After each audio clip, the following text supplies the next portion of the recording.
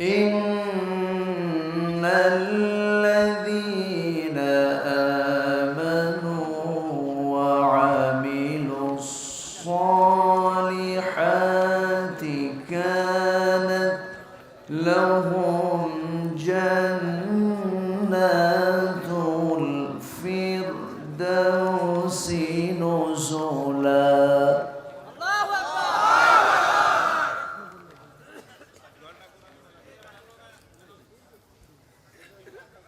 خالدين فيها لا يبغون عنها حولا.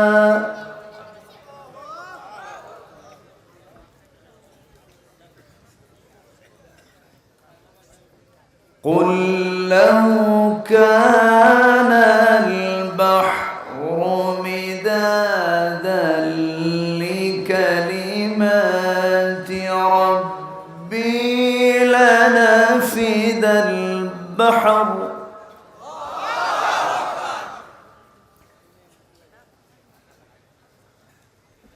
لنفد البحر قبل أن تنفد كلمات ربي ولو جئنا بمثله مددا.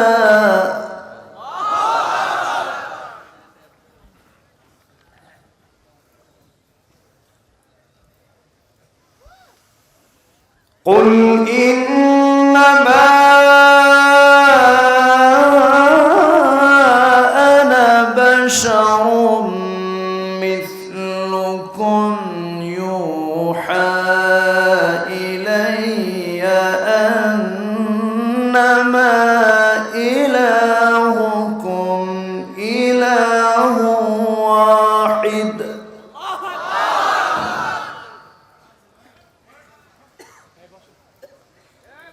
إلهكم إله واحد فمن كان يرجو لقاء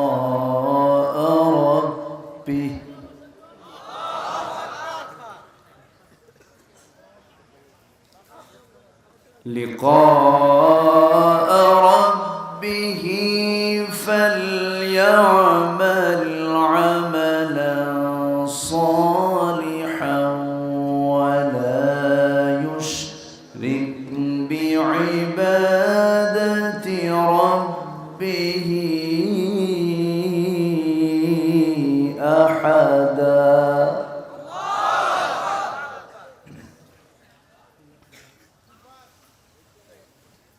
الله أكبر. بسم الله الرحمن الرحيم.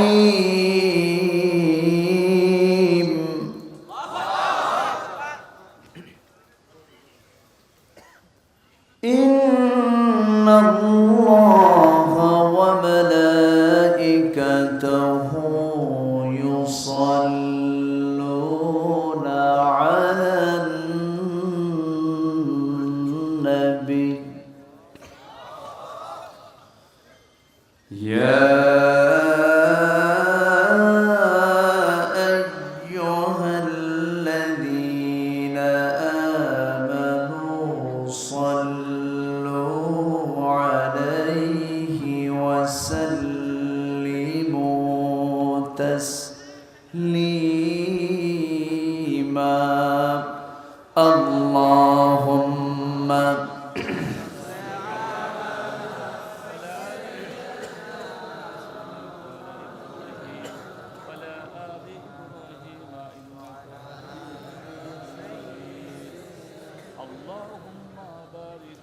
اللهم صل على محمد وعلى آل محمد كما صليت على إبراهيم وعلى آل إبراهيم إنك حميد مجيد. اللهم بارك على محمد وعلى آل محمد كما باركت على إبراهيم وعلى آل إبراهيم إنك حميد مجيد আলোচনার সূচনায় আনুষ্ঠানিকতার মধ্য দিয়ে আমার পক্ষ থেকে আবারও দিল খোলা সালাম, আসসালামু আলাইকুম ওয়া রাহমাতুল্লাহি ওয়া বারাকাতুহু।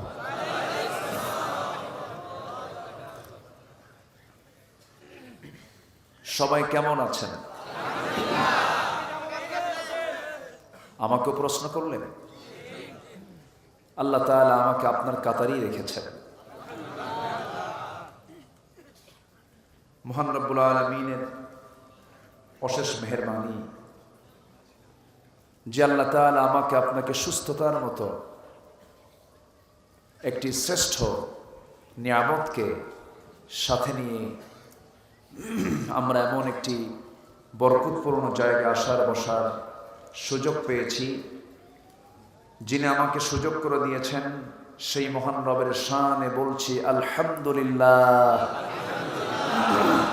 সবাই বলছে আলহামদুলিল্লাহ, সবাই বলছে আল্লাহুম্মা ইন্নী আসআলুকা আল হুদা ওয়াত তুকা ওয়াল আফাফা ওয়াল গিনা। সবাই বলি আল্লাহুম্মা লাকা আসলামতু ওয়া বিকা আমানতু ওয়া আলাইকা তাওয়াক্কালতু ওয়া ইলাইকা আনাবতু ওয়া বিকা খাসামতু। সম্মানিত হাজিরিন, আমি আলোচনার সূচনায় মহাসত্য, মহাবিস্ময়, কিয়ামত পর্যন্ত মানব জাতির জন্য সকল সমস্যার সমাধানের নিশ্চয়তার এক অনন্য কিতাব, আসমানি গ্রন্থ আল কুরআন আল কারীমের সূরাতুল কাহাফ থেকে আমি শেষের দিকের কয়েকটি আয়াতে কারিমা তেলাওয়াত করেছি। এই কয়েকটা আয়াতকে সামনে রেখে আমি কিছু কথা বলতে চাচ্ছি। আল্লাহ রাব্বুল আলামিন সবার আগে আমাকে আমল করার নিয়তে বলা এবং আপনাকেও শোনার তৌফিক দান করুন। জোরে বলি আমিন, আরো জোরে আমিন। সম্মানিত ভাই সব, আল্লাহ তাআলা যে কিতাব আমাকে আপনাকে দিয়েছেন, মহাসত্য বলতে পৃথিবীতে একটি গ্রন্থ কি বোঝায়? সেই মহাসত্য বাণী কার বাণী? আর আল্লাহর যে বাণী সমষ্টি, আল্লাহর যে কালাম, সবকিছু আল্লাহর সকল বক্তব্য যে কিতাবে পাওয়া যায়, সেই কিতাবের নাম কি? আসতে বলবেন না, সেই কিতাবের নাম কি? কোরআন। এই কোরআন থেকেই যারা কথা বলবে তারাই সত্য বলবে। কোরআন দিয়ে যারা বিচার করবে তারাই সঠিক বিচার করবে। এবং এই কোরআন দিয়েই যারা দাওয়াত দেবে তারাই মানুষকে সরল সঠিক পথে দাওয়াত দেবে। সম্মানিত ভাইরা, এটা কি আমার বানানো কথা? এটা কিন্তু হাদিস। মান ক্বালা বিহি সাদাকা ওয়া মান হাকামা বিহি আদালা ওয়া মান দাআ ইলাইহি ফাকাদ হুদিয়া ইলা সিরাতিন মুস্তাকিম, আও কামা ক্বালা আলাইহিস সালাতু ওয়াস সালাম। তাহলে দাওয়াত দেব কোরআন দিয়ে, বিচার করব কোরআন দিয়ে, কথা বলবো কোরআন দিয়ে, তাহলে আমার সকল সমস্যার সমাধান নিশ্চিত করে দিবেন কে? আসতে বলবেন না কে? আল্লাহ তাআলা। কিন্তু আমরা কি কোরআন দিয়ে কথা বলি? না। আমরা কি কোরআন দিয়ে বিচার করি? না। আমরা কি কোরআন দিয়ে প্রকৃত দাওয়াত দেই? তাও না। হ্যাঁ, দেই না তা না, বলি না তা না, কিন্তু সবাই বলি না, সবাই দাওয়াত এরকম দেই না। দাওয়াতের মধ্যে কিছু ভেজালও আছে না নাই? অনেকে সস্তায় জান্নাতের সার্টিফিকেট দিয়ে দেন, আছে না? আমার মুরিদ হয়ে যাবে, আমার পাগড়ি ধরবে, আমি জান্নাত পার করে দিয়ে জাহান্নামে নিয়ে যাব। কি কথা বোঝেন নাই? আমার আমল নামা আমাকে নিতে হবে। অন্যের কোন আমল নামা নিয়ে যদি জান্নাতে যাওয়া যেত, তাহলে অনেক নবী তার বাপকে জান্নাতে নিয়ে যেতেন, সাহাবী তার বাপকে জান্নাতে নিতে পারতেন। আমার নবীর আপন চাচা আবু তালেব, ঈমান নাই, কোনো মূল্য নাই। হযরত ইব্রাহিম আলাইহিস সালাতু ওয়াস সালাম, তার বাবা মুশরিক আযর, পিতা হওয়ার পরেও ঈমান নাই, মূল্য নাই। হযরত নূহ আলাইহিস সালাতু ওয়াস সালামের ছেলে কেনান, নবী হওয়ার পরও তার ছেলের ঈমান নাই, কোনো মূল্য নেই। অতএব কারো ধারণা দিয়া আপনি জান্নাত খুঁজবেন না। জান্নাত তো ছোটখাটো কোনো জায়গা না। জান্নাতে আমেরিকায় নাই, জান্নাতে ইউরোপে নাই, জান্নাত দুনিয়ার কোনো জায়গায় জান্নাত আল্লাহ পাক রাখেন নাই। জান্নাত রেখেছেন আল্লাহ তাআলা তার আরশ আজিমের আশেপাশে। জোরে বলি সুবহানাল্লাহ। তো সেই জান্নাত পেতে হলে সেই বিশাল বড় অ্যাপার্টমেন্ট, সেই বিশাল বড় জান্নাতের অধিকারী যদি আপনি হতে চান, ওয়ারিস যদি হতে চান, তাহলে আমাকে বান্দা হতে হবে সেকেন্ড ক্লাস না ফার্স্ট ক্লাস? ঈমানহীন না ঈমানওয়ালা? ঈমানওয়ালা আমাকে হতে হবে। আসুন ধীরে ধীরে আমরা আলোচনার দিকে যাচ্ছি। ওয়ামা তাওফীকি ইল্লা বিল্লাহ আলাইহি তাওয়াক্কালতু ওয়া ইলাইহি উনীব। আমার পাশে বসা আছেন আমার প্রিয় ভাই মুস্তাকিব বিল্লাহ হাফিজাহুল্লাহ। সুন্দর কথা তিনি বলেছেন, চেহারাও সুন্দর।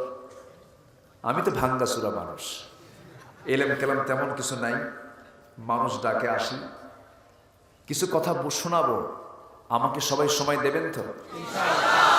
কারো কোনো আপত্তি নেই? জোরে বলি ইনশাআল্লাহ।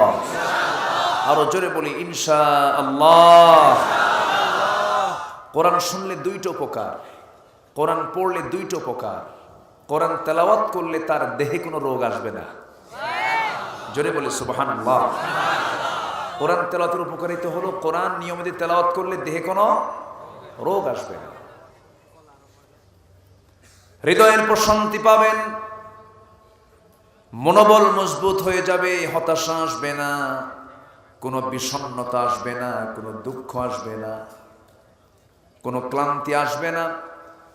আল্লাহ রাব্বুল আলামিন কোরআনে কারীমে বলছেন, وَنُنَزِّلُ مِنَ الْقُرْآنِ مَا هُوَ شِفَاءٌ وَرَحْمَةٌ। আমি কোরআন নাজিল করেছি মুমিনদের জন্য শেফা করে, রহমত করে। কোরআন আছে যেখানে আরোগ্য আছে সেখানে, কোরআন আছে যেখানে রহমত আছে সেখানে। আমাদের গজব দরকার না রহমত দরকার? রহমত দরকার। তাহলে গজব কোথায়? কোরআন নাই যেখানে, গজব আছে সেখানে। কত সুন্দর অঙ্ক করে দিল। রাজশাহীর মানুষ তো সবাই তো রাজা,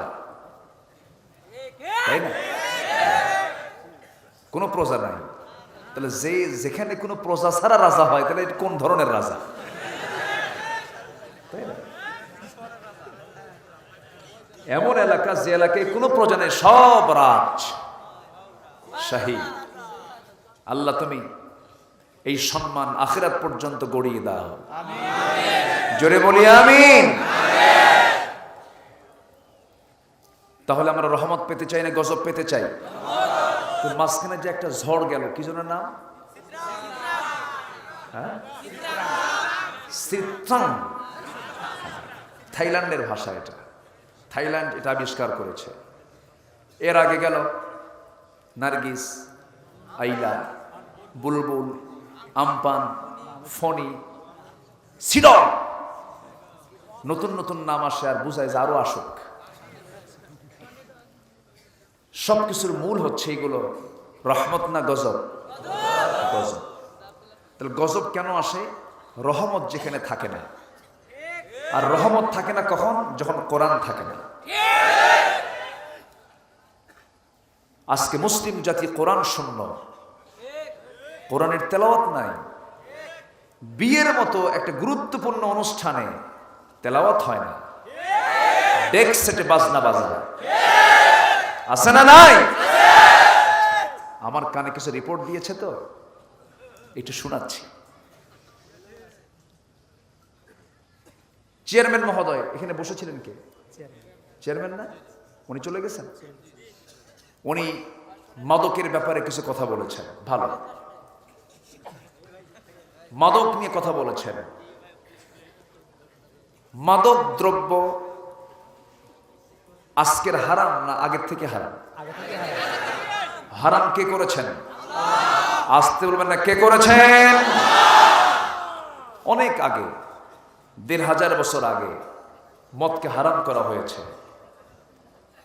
কেন করা হয়েছে? কুল ফীহিমা ইসমুন কাবীরু ওয়া মানাফিউ লিন-নাস ইয়াসআলুনাকা আনিল খামর ওয়াল মাইসির। আপনাকে প্রশ্ন করবে মদ, জুয়ানি, আপনি বলবেন এটা মারাত্মক গুনাহ কবিরা।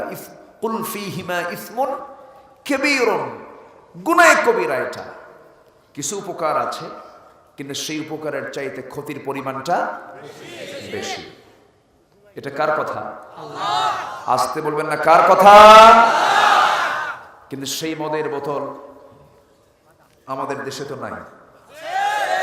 আছে না নাই? মদের ফ্যাক্টরি, মদের ফ্যাক্টরির মালিক, এটার লাইসেন্স, এটার কর্মচারী, এটার কাঁচামাল, এটার ব্যবহৃত সবকিছু জিনিসপত্র আছে না নাই? আমার দেশে তৈরি হয়, আলহামদুলিল্লাহ।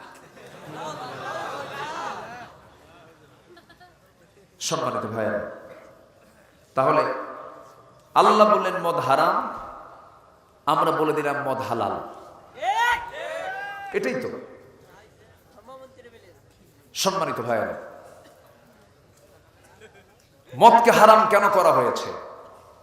মদ আছে যেখানে জেনা আছে সেখানে, মদ আছে যেখানে খুন আছে সেখানে। মদ খেলে তাল না মাতাল? মাতাল। মদ খেলে সে ঈমান শূন্য হয়ে পড়ে, সেন্সলেস হয়ে পড়ে। সেই মদ্যপায়ের সামনে তার মেয়ে, তার মা, তার বোন নিরাপদ নয়।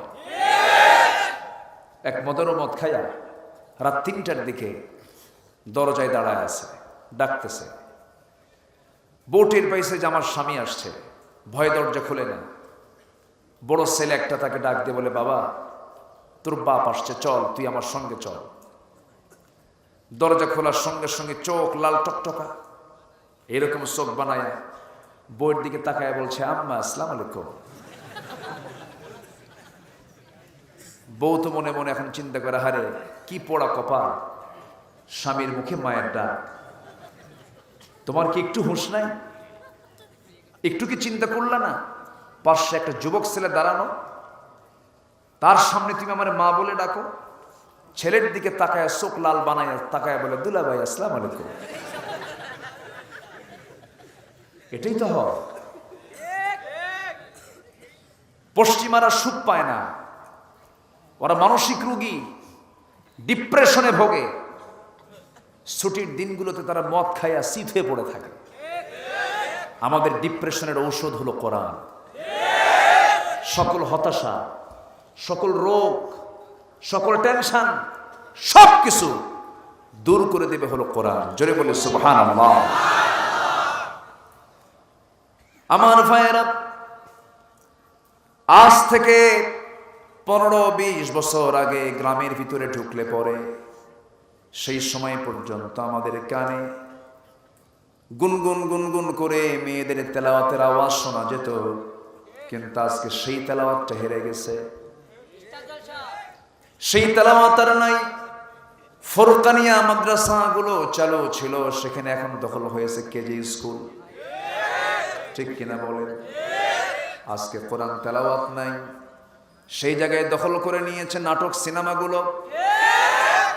কি যেন কইল, টিকটক নাকি কি যেন বললেন, ফ্রি ফায়ার, পাবজি, এগুলো খেলে খেলে বিসমিল্লাহ বলে খেলবে।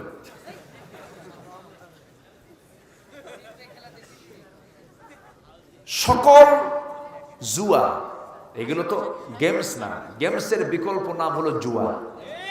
গেমসের বিকল্প কি? মাইসির। এগুলো হারাম। কে করেছেন? আস্তে কে করেছেন এগুলো? এগুলোর ভিতরে ক্ষতির দিক কম না বেশি? বেশি।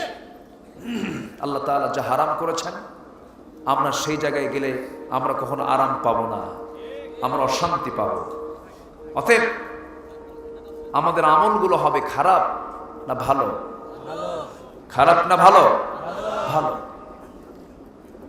আমার বন্ধুগণ, আল্লাহ রাব্বুল আলামিন সূরাতুল কাহফের শেষের দিকে বলছেন, সূরা কাহফের 107 থেকে 110 নম্বর আয়াত পর্যন্ত আল্লাহ রাব্বুল আলামিন ঈমানদারকে ডাক দিয়ে বলছেন, ইন্নাল্লাযীনা আমানু ওয়া আমিলুস সালিহাতি কানাত লাহুম জান্নাতুল ফিরদাউসি নুজুলা খালিদিনা ফিহা লা ইয়াবগুনা আনহা হিওয়ালা।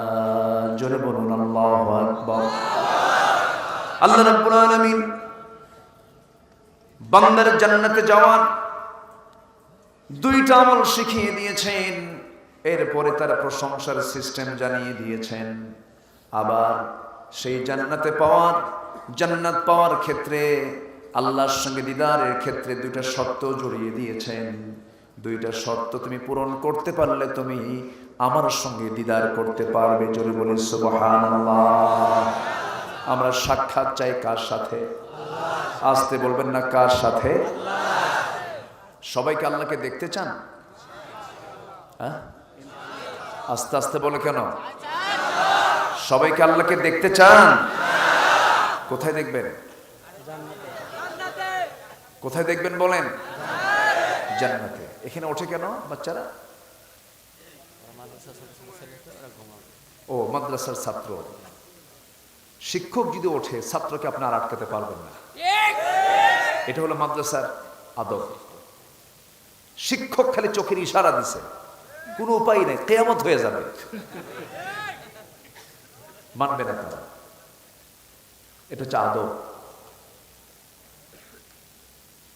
মাদ্রাসার কোন শিক্ষক ছাত্রের দিকে তাকালে ছাত্র থরথর করে কাঁপে, আর ইউনিভার্সিটিতে কোন শিক্ষক ছাত্রের দিকে তাকানো তো দূরের কথা, ছাত্র সামনে দাঁড়ালে শিক্ষক থরথর করে কাঁপে। এটাই হলো মাদ্রাসা আর কলেজের তফাৎ। কেন জানেন? কিসের শিক্ষা? আসতে বলবেন না, কিসের শিক্ষা? কোরআন। আজকে শিক্ষাঙ্গনকে কলঙ্কিত করা হয়েছে। ইডেনে এমন ছাত্রীও আছে, আমার জানা মতে ইডেনে এমন ছাত্রীও আছে যারা তাহাজ্জুদ নামাজ পড়ে। সেই সমস্ত পরহেজগার নারীদেরকে জেনার কাছে প্রেসার দেওয়া হয়েছে। কিন্তু কি বলবেন? ধর্ষণের সেঞ্চুরি করলে পুরস্কার পায়। সমাজে আজকে জেনা বেশি না বিয়ে বেশি? বলেন, জেনা সহজ না বিয়ে সহজ? জেনা সহজ। অবলীলায় চোখের সামনে ছেলে মেয়েকে নিয়ে হাঁটে, আমরা কিছু কই না, চোখে লাগি না, এটা আমরা ইমানদার। অথচ ইমানদার কোন অপরাধ দেখলে সে হাতের দ্বারা মোকাবেলা করবে। ইমানদার কোন অপরাধ দেখলে মুখের কথা দিয়ে এটাকে মিটায় দেবে, অন্তর দিয়ে ঘৃণা করবে।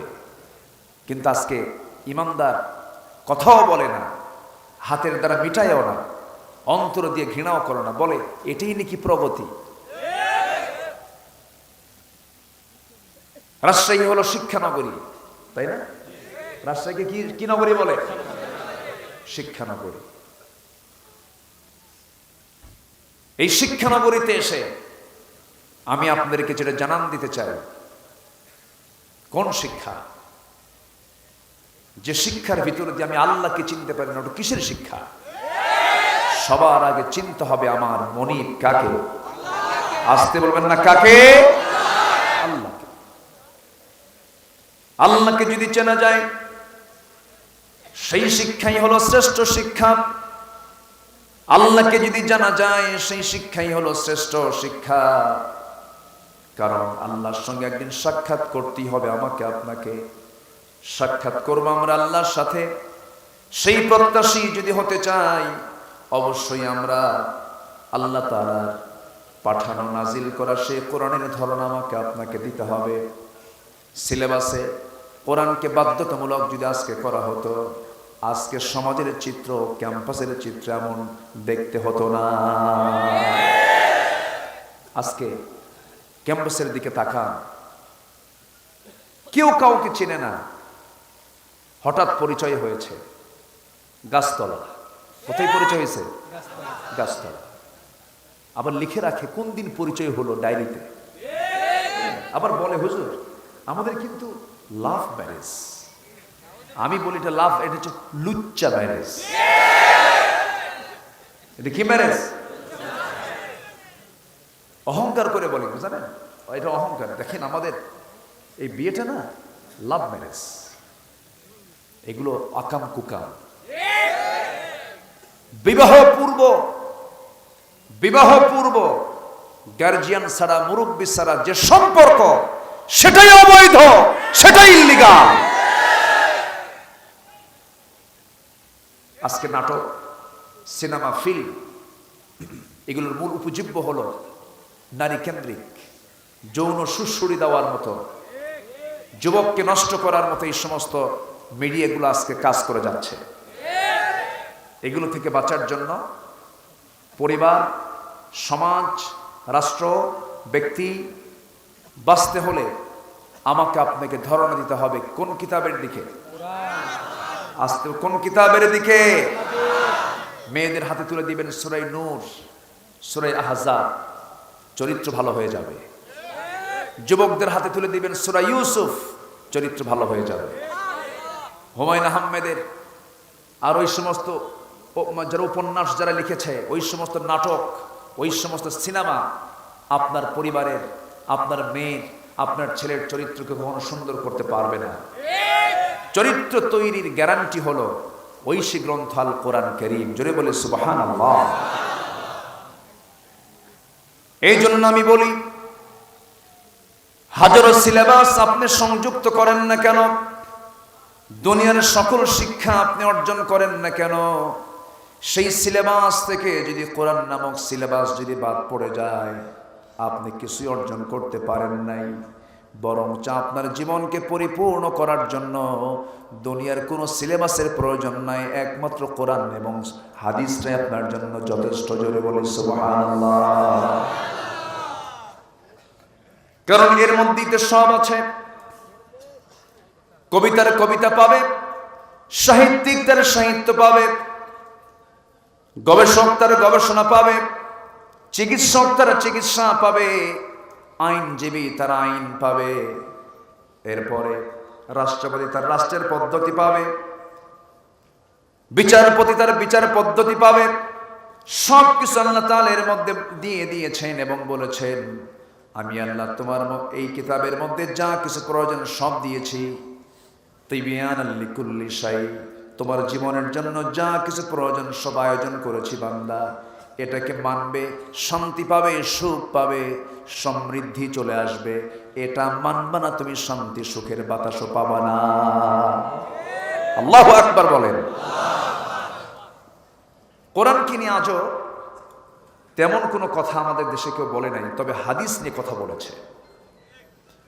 হাদিসের ব্যাপারে কিছু আপত্তি কিছু লোক তোলে, ওরা আহলে কোরআন, ওরা বলে আমরা আহলে কোরআন, আমরা আহলে হাদিস, আমরা হাদিসকে মানি না। হাদিসকে না মানা হলো স্পষ্ট কুফরি। হাদিস হচ্ছে গায়রে মাতলু, আর কোরআন হচ্ছে ওহী মাতলু। কোরআন তেলাওয়াত আকারে আল্লাহর পক্ষ থেকে এসেছে, হাদিসটা আসে নাই। রাসূল বলেছেন, কিন্তু কার ইঙ্গিতে? আসতে বলবেন না, কার ইঙ্গিতে? আল্লাহর ইঙ্গিতে। একটা নতুন ফিতনা আহলে কোরআন, ওরা হাদিসকে মানতে চায় না। রাসূলের হাদিসকে যদি না মানতে চাও, তুমি আল্লাহকে পাবা কেমনে? কোরআনটা বুঝবা কেমনে? ওরা বুঝে না। আল্লাহ তুমি তাদেরকে বুঝার তৌফিক দিয়ে দাও। জোরে বলি আল্লাহুম্মা আমিন। আমার কথা কি বিরক্ত হচ্ছে? আবার কিছু উল্লুক ভাল্লুক আছে আমার দেশে, ওরা আবার মাঝে মাঝে কোরআন পড়ে, শুধু অনুবাদ পড়ে, কি যেন উল্টা পাল্টা বসে, উল্টা পাল্টা মন্তব্য করে বসে। ওরা কোরআন বোঝে কানার মতো। এক কানা গেছে মসজিদে নামাজ পড়তে, মাগরিবের আগ দিয়ে, আজরার আগ দিয়ে ইমাম সাহেবের সাথে সে কথা বলতে বলতেই তর্ক বিতর্ক শুরু হয়ে গেছে। তর্ক বিতর্কের এক পর্যায়ে আজান দিয়ে ফেলছে, নামাজও শুরু হয়ে গেছে। ইমাম নামাজে দাঁড়ায়া সূরা ফাতিহার পরে এমন একটা আয়াত বলছে, যে আয়াতের অংশ হলো ওয়াকানা মিনাল কাফিরিন। কানা এখন মনে মনে চিন্তা করে, কিছুক্ষণ আগে গন্ডগোল হলো, নামাজের মধ্যে ফতুয়া জারি হলো, আমি কানা কাফের। কথা বোঝেন নাই? রাগে গোসায় ফেটে পড়ে মসজিদ থেকে নামাজ শেষে বের হয়ে আসছে, কিছু বলে নাই। দ্বিতীয় দিন আবার নামাজ পড়তে গেছে। এদিকে যে ইমাম, তার আবার একটা পা হলো খাটো, ন্যাংড়া সাইজের। ইমামদের তো আবার পছন্দের কিছু সূরা থাকে, যে আয়াতটা আগের দিন বলেছে সে আয়াতটা পরের দিনও বলছে। যখন বলছে ওয়াকানা মিনাল কাফিরিন, পিছন থেকে কানা এখন লোকমা দিচ্ছে ওয়া ল্যাংড়ানা মিনাল ফাসিকিন। আমি কানা যদি কাফের হই, তুই ন্যাংড়া হলি ফাসিক। ওরা কোরআন বসে ওই কানার মতো, ঠিক কিনা? কোরআন যদি বুঝতো, কোরআনকে যারা লালন করেন, কোরআনের যারা তাফসীর করেন, কোরআনের আন্দোলন যারা করেন, তারা কখন আসামির কাঠগড়ায় দাঁড়াতো না, ঠিক কিনা?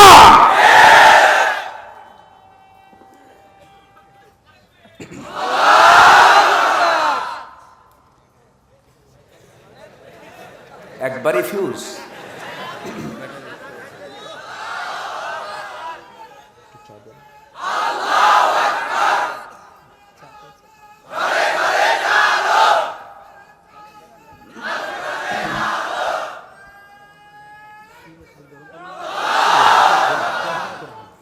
সম্মানিত ভাইয়েরা, তাহলে কোরআনকে ভালোভাবে বুঝতে হবে, কারণ কোরআনের উপকারিতা সবাই পাবে না। জালিমরা কোরআন থেকে কোনো কিছু পাবে না। আমার দেশে জালিম আছে না নাই? আছে না নাই? অনেক আছে। ঈমান আনলি, ইমানদারের দাবি করলি ইমানদার হওয়া যায় না। ঈমানের গুণ থাকতে হয়। নাম হলো ঈমান আলী, নামাজ পড়ে না। নাম হলো হিম্মত আলী, সাইকেলের চাকা বাস্ট হলেই হার্ট স্ট্রোক করে, আছে না? নাম হলো ফজর আলী, ফজরের নাক ডেকে ঘুমায়। নাম কি রাখছে? ফজর আলী। নাম দিয়ে জান্নাত পাওয়া যাবে না। ঈমান থাকতে হবে 1 আনা না 16 আনা? 16 আনা। ঈমান জানতে হবে 16 আনা। কোরআনটাকে আজকে শুধু নামাজে ব্যবহার করা হয়, কোরআনটাকে আজকে শুধু মানুষ মরে যাওয়ার পরে 40 অনুষ্ঠান করা হয়, কুলখানি করা হয়। কোরআন শুধু নামাজের জন্য আসে নাই, কোরআন শুধু মরে যাওয়া বাড়িতে তেলাওয়াত করার জন্য আসে নাই, কোরআন শুধু মাদ্রাসা পরিচালনার জন্য আসে নাই। কোরআন তেমন একটি কিতাবের নাম যা দিয়ে ব্যবসা চলবে, যা দিয়ে বাণিজ্য চলবে, যা দিয়ে চুক্তিনীতি চলবে, বন্দিনীতি চলবে, সমরনীতি চলবে, রাষ্ট্র চলবে, স্বরাষ্ট্র নীতি চলবে, সব কিছু চলবে কোরআন দিয়া। কোরআনটাকে যদি কেউ আংশিক মানতে চায়, আল্লাহ তাআলা বলছেন আফাতুমিনুনা বিবাদিল কিতাবি ওয়া তাকফুরুনা বিবাদ। তুমি কিতাবের কিছু অংশ মানবি, কিছু অংশ মানবে না। আংশিক তুমি বিশ্বাস করবে, আংশিক তুমি বিশ্বাস করবে না। এর ফলাফল হলো দুনিয়াতে লাঞ্ছিত হবে, আখিরাতে ক্ষতিগ্রস্তদের অন্তর্ভুক্ত হয়ে যাবে। আজকে গোটা দুনিয়া জুড়ে মুসলমান আজকে নির্যাতিত, নিষ্পেষিত। আজকে মুসলমানদের উপরে সবার আক্রমণ। ইরাকে হামলা করলো, 7 লক্ষ মুসলমানকে মেরে ফেললো খ্রিস্টানেরা। ফিলিস্তিনে হরদম মারতেছে, ইহুদিরা মুসলমানদেরকে মারতেছে। আজকে মুসলমান মার খায় ইহুদির হাতে, মুসলমান মার খায় খ্রিস্টানের হাতে, মুসলমান মার খায় কাশ্মীরে হিন্দু ভাইদের হাতে, মায়ানমারে বৌদ্ধের হাতে। এই যে আজকে মুসলমানদের এই সিচুয়েশন তৈরি হয়েছে, এর মূল কারণ হলো মুসলমান আজকে ইসলামকে ছেড়ে দিয়া অন্য কোনো দিকে দৌড় মেরেছে। মুসলমান আজকে বলে আমাকে রাশিয়া বাঁচাবে, মুসলমান বলে আমাকে আল্লাহ বাঁচাবে না, আমাকে ভারত বাঁচাবে, আমাকে আমেরিকা বাঁচাবে। আপনাকে কেউ বাঁচাতে পারবে না। কে ছাড়া? আসতে বলবেন না, কে ছাড়া? বলে যে দেবীর কাছে দোয়া চাবেন, আছে না? দেবীর কাছে দোয়া চেয়ে নেবেন। আমরা খুব সমস্যায় আছি। মুসলমান কি এরকম কোন দেবীর কাছে দোয়া চাইতে পারে? আমার হিন্দু ভাইরা চাবে, সমস্যা নেই, কিন্তু আপনার মুখ থেকে এমন কথা বের হবে কেন? এমন জাতীয় কথা কি মুসলমান বলতে পারে? কষ্ট পাচ্ছেন নাকি? আলোচনা চালাই? কোনো অসুবিধা, চিন্তা, হতাশা, ডঙ্কা, শঙ্কা, আতঙ্ক? জোরে বলি ইনশাআল্লাহ। 2টা আমল, 1 নম্বর জান্নাত পাবো। জোরে বলি ইনশাআল্লাহ। কয়টা আমল? আর 2টা কাজ ছেড়ে দেব, আমরা আল্লাহর সঙ্গে দিদার পাবো, আল্লাহর সঙ্গে সাক্ষাৎ করব। জোরে বলে সুবহানাল্লাহ। তাহলে মোট কয়টা আমল? মোট কয়টা? 4টা। একটাও কি বলছি? শুনবেন না? আগ্রহ আছে তো? বলি আলহামদুলিল্লাহ। তাহলে এটা এলাকার নাম কি? জামিরা। একটা আছে জামারা। কোথায়? জামারা জানেন না? জামারায় পাথর মারে। তাহলে কোথায় এটা? হ্যাঁ, মক্কায়। ওখানে পাথর মারে 3টা জায়গায়, ছোট বড়, ছোট মেঝো বড়, 3 জায়গায়, 3 প্রতীকী জায়গায়। আমাদের সাইয়েদনা ইব্রাহিম আলাইহিস সালাম, তিনি শয়তান তাকে ধোঁকা দিতে নিয়েছিল, তিনি পাথর মেরেছিলেন। আমার দেশের কিছু শয়তান নিজেই যায়, তো যখন সে পাথর মারে তখন উল্টা কয় আমি আর কি শয়তান, তুই তো বড় শয়তান। ওমরা করে ওই দিকে যা গান গায়, বোঝেন না? এই পাড়া ওমরা করে, এই সাইডে ওমরা করে, ওই সাইডে যাবার গান গেয়ে চলে আসে, কনসার্ট করে চলে আসে। আসে না নয়? এই থামেন, আমাকে বলতে দেন, এত রিপিট করেন কেন? আমার কথা বলতে দেন। এই ক্যামেরাম্যান, ইউটিউবার কই সব? প্যাঁচপুস লাগাবেন না। আমার ছবির সাথে নায়িকার ছবি লাগাবেন। আমার কি পর্দা নাই? কোন খুব দুষ্ট কিন্তু আছে, খুব দুষ্ট কিছু আছে। আছে না কিছু দুষ্ট আছে না? কথায় কথায় তো কিছু আসে, কিছু হক কথা বলতে হয়। তো এর সাথে কি আমার ছবির সাথে কি নায়িকার ছবি লাগানোর দরকার আছে?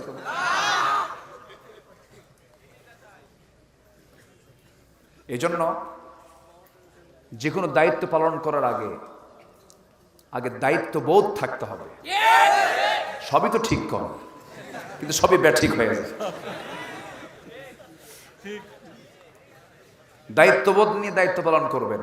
এই যে এতগুলো ক্যামেরা আসছে, চিন্তা করতে হবে যে জাতির বৃহত্তর দিক তাকিয়ে আমাকে কি জাতীয় কথাগুলো রাখা দরকার, কি জাতীয় কথাগুলো এডিট করা দরকার।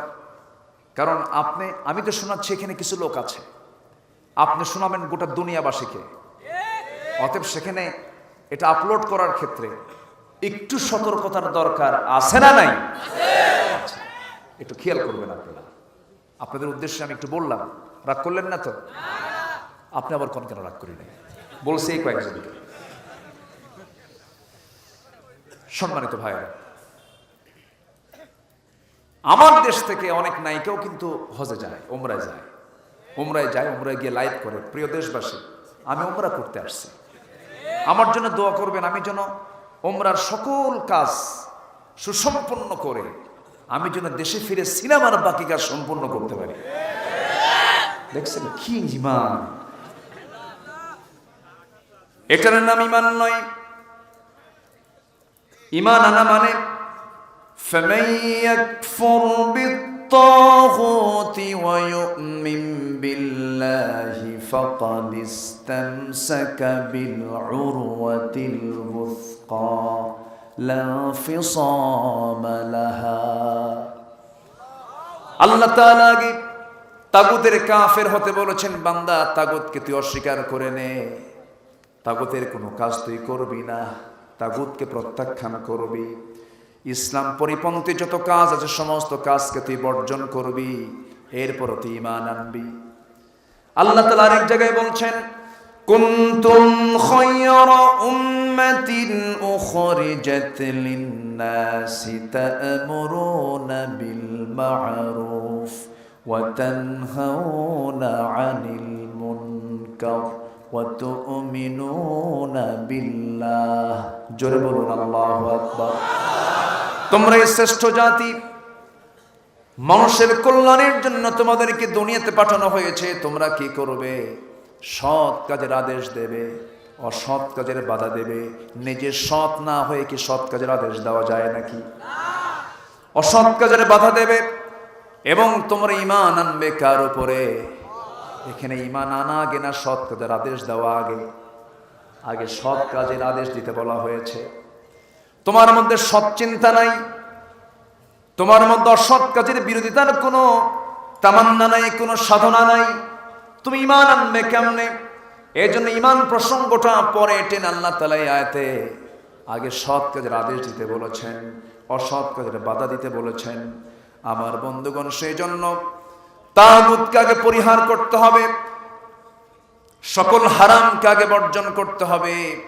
এরপরে আমাকে ঈমান আনতে হবে সলিড ভাবে, যে ঈমানের মধ্যে কোনো শিরিক থাকবে না, যে ঈমানের মধ্যে কোনো গলত থাকবে না, শিরিক থাকবে না, বেদাত থাকবে না, কুফর থাকবে না।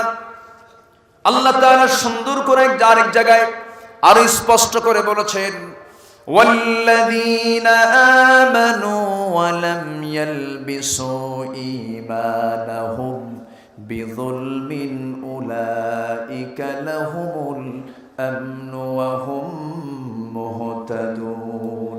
জোরে বলুন আল্লাহু আকবার। আল্লাহ বলছেন, যে বান্দা ঈমান আনবে, ওয়া লাম ইয়ালবিসু ঈমানাহুম বিযুলমিন, এবং তার ঈমানের মাঝে কোনো জুলুমটাকে সে লেবাসে এই জায়গায় যোগ দেবে না, যে ঈমানটাকে জুলুম দিয়ে আক্রান্ত করবে না। জুলুম দিয়ে ঈমানকে আক্রান্ত করলে তার ঈমানটা শেষ হয়ে যাবে। জুলুমটা কি? ইন্না শিরকা লাযুলমুন আযীম। জুলুমটাই হলো শিরক, আবার শিরকটাই হলো জুলুম। এই কাজ যারা করবে তার ঈমানটা কখনো সঠিক ঈমান হবে না, প্রশ্নবিদ্ধ ঈমান হয়ে যাবে তার। এই জন্য বলছেন বান্দা, ইমান যদি তোমাকে আনতেই হয় ভালো করে ইমান আনো। ইয়া আইয়ুহাল্লাযীনা আমানু আমিনু, ইমানদারেরা তোমরা ইমান আনার মতো ইমান আনো। যে ইমান এনেছেন আল্লাহর নবীরা, যে ইমান এনেছেন সাহাবায়ে কেরাম, জীবন বাজি রেখে তারা ইমানের উপর অটল ছিলেন। কোনো হারাম কাজে তারা কখনো যান নাই, কোনো বাতিলের কাছে তারা মাথা নত করেন নাই।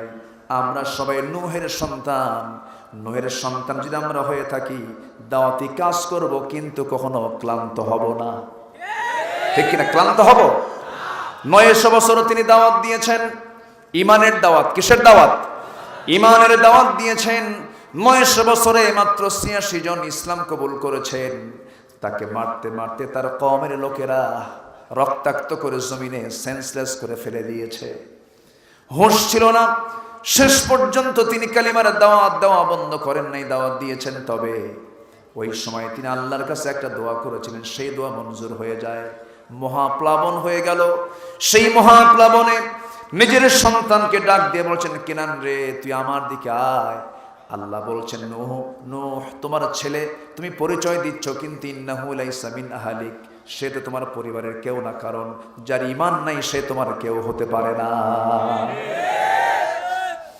আমরা তো সেই নূহের সন্তান, আমরা তো ইব্রাহিমের সন্তান।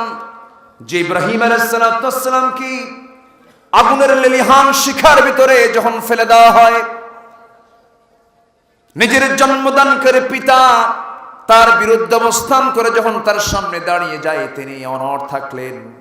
ইমানটাকে মজবুত করে নিয়া চোখের পানি ফেলতে ফেলতে আল্লাহর কাছে রোনাজারি করলেন।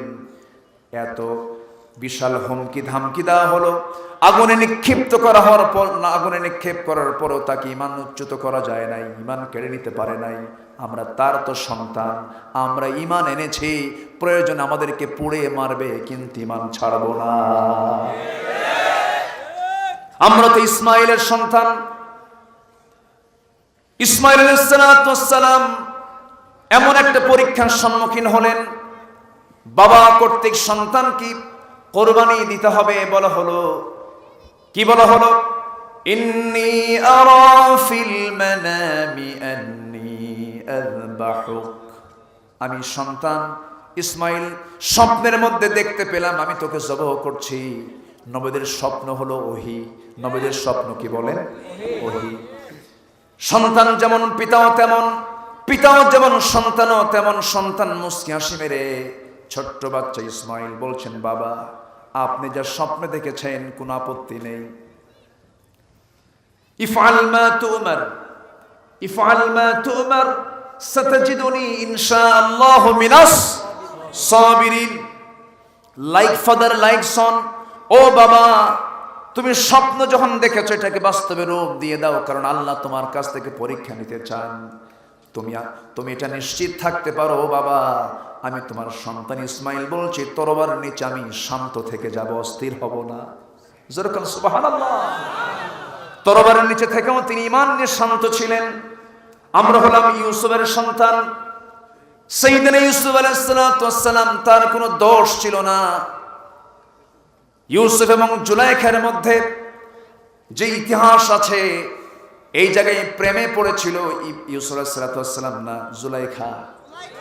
কে প্রেমে পড়েছিল? মোহাব্বত লেগেছিল জুলাইখার ভিতরে। জুলাইখা ইউসুফের প্রেমে যখন পাগল হয়ে গেল,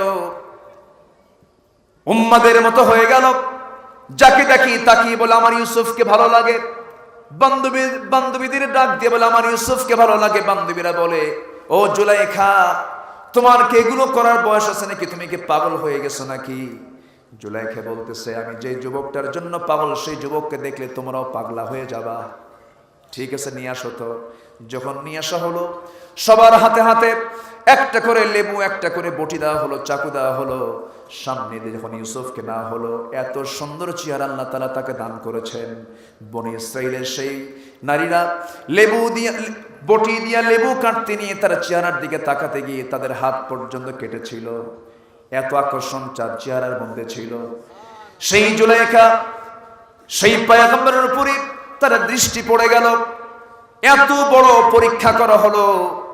জুলাইখা ইউসুফ আলাইহিস সালামকে নিরিবিলি একটা ঘরের মধ্যে তাকে ফুসলায় নিয়ে আসলো। 12টা দরজা লক করে দেওয়া হলো। 12টা দরজা বন্ধ করে দিয়া ঘরের মধ্যে কেউ নাই। সুন্দরী একটা নারীর সামনে ইউসুফকে সামনে দাঁড় করায় রেখে সেই সুন্দরী নারী বলছে ইউসুফ তুমি আমার দিকে একটাবার তাকাও, আমি খুশি হয়ে যাব। ইউসুফ বলছেন একটাবারও তাকাতে পারবো না, কারণ আমাকে আল্লাহ তাআলা তাকিয়ে দেখছে। জোরে বলে সুবহানাল্লাহ, আরো জোরে বলে সুবহানাল্লাহ। ইউসুফ আলাইহিস সালাম একটাবারের জন্য তাকালেন না। ইবনে কাসির সহ অধিকাংশ তাফসীর এসেছে ইউসুফ আলাইহিস সালাম কি তার দিকে আকৃষ্ট করার জন্য জুলাইখা করলো কি, তার দেহের একটা করে পাটটা খুলে ফেলতে লাগলো, চুলের খোপাটা ছেড়ে দিল, সৌন্দর্যের পসরা তার সামনে ডিসপ্লে করতে লাগলো, নৃত্য পরিবেশন করতে লাগলো। ইউসুফ আলাইহিস সালাম চোখ থেকে পানি বের করে আল্লাহর দরবারে রোনাজারি করছেন, আর পিছু হটতে হটতে পিঠের সঙ্গে তার দেওয়ালটা লেগে গেল। চক্ষু বন্ধ করে হাতটা উঁচু করে আল্লাহর দরবারে প্রার্থনা করতে লাগলেন। আল্লাহর দরবারে দোয়া কবুল হয়ে গেল। ওয়াল্লাযীনা জাহাদু ফীনা লানহাদিয়ান্নাহুম সুবুলানা, যে বান্দা আমার পথে আসার জন্য চেষ্টা করে আমি তার জন্য একটা পথ নাই, সুবুল সাবিলের বহুবচন, অসংখ্য পথ আমি তার জন্য খুলে দেই। ইউসুফ আমার দিকে ফিরে আসতে চেয়েছে, আমি তার জন্য দরজা খুলে দিয়েছি। 12টা দরজা পট করে খুলে গেল, বাইরে বের হয়ে গেলেন। সেই ইউসুফ আলাইহিস সালাম তার নিজের সৎ চরিত্র নিয়ে, সুন্দর সৎ চরিত্র নিয়ে তিনি ঘর থেকে বের হয়েছেন। তার কোনো অপরাধ ছিল না। তদন্ত কমিশনে প্রমাণ হয়েছে আল্লাহর নবী ইউসুফের কোনো দোষ নাই। কিন্তু রাজা করলো কি, মামলাটা উল্টায় দিল। এখন কি উল্টায় না? এখন উল্টায় কিনা? মামলা উল্টায় গেল। উল্টিয়ে দিয়ে ইউসুফ আলাইহিস সালামকে করা হলো কি, জেলখানার অর্ডার দেওয়া হলো। মুসি একখানা হাসি মারলেন। সবাই বলল ইউসুফ জেলখানা যেদিকে কেউ হাসে নাকি? আহাব্বু ইলাইয়া, আমার কাছে জেলখানায় প্রিয়, কারণ জেলখানায় জুলাইখার ডিস্টার্ব নাই। আল্লাহু আকবার বলেন। আমরা তো সেই ইউসুফের সন্তান। জেল যার কাছে প্রিয় ছিল, অনিষ্ট হতে বাঁচার জন্য তিনি চেষ্টা করেছেন, হাসতে হাসতে কারাবরণ করেছেন। অতএব আমাদের কোনো চিন্তা নাই, আমাদের প্রেরণার লোকগুলো আছে না নাই বলেন? ঈসা আলাইহিস সালাম দারিদ্রতা যার জীবনের সৌন্দর্য ছিল, এত দারিদ্রতার কষাঘাত তার জীবনে এসেছে, ইমান থেকে এক চুল পরিমাণ নড়েন নাই। আমার বন্ধুগণ, এরকম করে সাহাবে কেরামের জিন্দেগির দিকে তাকান। ইমানের বাস্তবতা আল্লাহ পাক তাদের মাধ্যম দিয়ে ফুটিয়ে তুলেছেন। আল্লাহ বলছেন ওয়ান্দা, 2টা গুণ অর্জন করবে, আমার বাসিন্দা আমি তোমাকে বানায় নেব। জোরে কোন সুবহানাল্লাহ। আমরা হতে চাই কার বাসিন্দা? আসতে বলবেন না, কার বাসিন্দা? আল্লাহর বাসিন্দা হওয়ার জন্য একজন নারী, যে নারীর কথা সূরা তাহরিমে এসেছে, যে নারীর প্রসঙ্গ আল্লাহ তাআলা সূরা তাহরিমে আল্লাহ তাআলা উপস্থাপন করেছেন, যদিও নামটা উল্লেখ করেন নাই, স্বামীর নাম দিয়ে তার পরিচয় দিয়েছেন। যে নারী আল্লাহর প্রতিবেশী হওয়ার জন্য দুনিয়াতে বসে দোয়া করেছেন, ফেরাউনের বউ, সেই মহিলার নামটা কি বলেন? কি নাম? আসিয়া আলাইহিস সালাতু ওয়াস সালাম। অনেক মহিলা আমাদের কাছে লিখে পাঠান, চিঠি লিখে পাঠায় দেন, হুজুর স্টেজে চিঠি দেন, হুজুর আমার স্বামী খুব খারাপ, আমি মনে মনে কি ফেরাউনের মতো নাকি? কি কথা বলছেন? আল্লাহ তাআলা এমনি এক্সাম্পল দেন নাই, এমনি দৃষ্টান্ত দেন নাই। আসিয়ার ইমানটা পাকা হয়েছে ফেরাউনের ঘরে, ঠিক কি না? তার ইমান পাকা হয়েছে কার ঘরে? ফেরাউনের ঘরে। ইমানের পরীক্ষা আপনি মসজিদে দিবেন কেমনে? মসজিদে তো কোরআন তেলাওয়াত হয়, মসজিদে তো নামাজ হয়, সেই জায়গায় ওয়াকাম কুকাম করার কোনো পরিবেশ নাই। ইমান পরীক্ষা দিতে হবে বাজারে, ইমান পরীক্ষা দিতে হবে ভার্সিটিতে, ঠিক কি না? ওই জায়গায় পরীক্ষা। মাদ্রাসা ইমানের পরীক্ষা দিবেন কেমনে? সেই জায়গায় তো দ্বীনি পরিবেশ, সেই জায়গায় আপনার পরীক্ষার তেমন কোনো পরিবেশ নাই। পরীক্ষা দিতে হবে অবশ্যই মাঠে ময়দানে কাজ করতে গেলে সেখানে পরীক্ষা আছে না নাই? যার ইমান আছে তার পরীক্ষাও আছে। ইমানের অপর নাম হলো পরীক্ষা। যে ইমানের পরীক্ষা নেই সে ইমান তো ইমানই না, সে ইমান তো ইমানই না। রাগ করতেছেন নাকি আপনারা? ওয়াজ কিন্তু শুরু হচ্ছে, আমাকে সবাই সময় দেবেন তো ইনশাআল্লাহ। কেউ উঠতে চাইলে জোর করে ধরবেন, কোনো ওঠাউঠি নেই। যে চাপি হোক না কেন, নিম্ন চাপা হোক আর ঊর্ধ্ব চাপ হোক, বসে থাকবে। জমিন তো সবই আমাদের জন্য, সমস্যা কি? যাত্রা দেখতে যায়া জায়গা ছাড়ে না, অন্যের জুতা টানের জুতার মধ্যে কামড়। আমরা বসে থাকবো, জোরে বলি ইনশাআল্লাহ। আল্লাহ আমাদেরকে সাহায্য করবেন। যদি কেউ জানতো যে তাফসীর মাহফিলে কোরআনের বৈঠকে বসলে কি সওয়াব, টিকিট কেটে সামনে বসতে উঠতো না। আমার একটা জায়গায় খুব হিংসা হয়, সেটা হলো আমি মসজিদে গেলে প্রথম কাতারে যদি আমি জায়গা না পাই, আমার খুব হিংসা লাগে। যাহারে প্রথম কাতারটা পেলাম না। যদি কেউ বুঝতো প্রথম কাতারে নামাজ পড়ার সওয়াবটা কি, টিকিট কেটে কেটে প্রথম কাতার দখল করত। আমরা তো বুঝি না মাহফিল আসার কি বরকত। একদিন এই ময়দান আমাকে আপনাকে আমার পক্ষে সাক্ষী হয়ে যাবে এই ময়দান। আল্লাহু আকবার। বসে আছি না ইনশাআল্লাহ, বসে থাকবো না। আমরা ঈমান এনেছি, ঈমানটাকে টিকে রাখতে হবে, ঈমানটাকে নষ্ট করা যাবে না। ঈমানের কিছু ক্যান্সার আছে, যেরকম মানুষের দেহ নামক এই বিশাল যে দেহ, এই দেহে বসবাস করার জন্য বহু রোগ আছে না নাই? আসতে বলবেন না, আছে না নাই?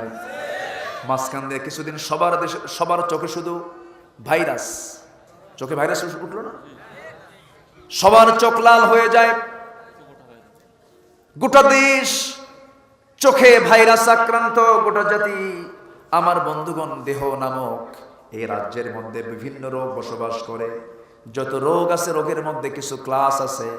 এর মধ্যে মারাত্মক রোগ হলো ক্যান্সার।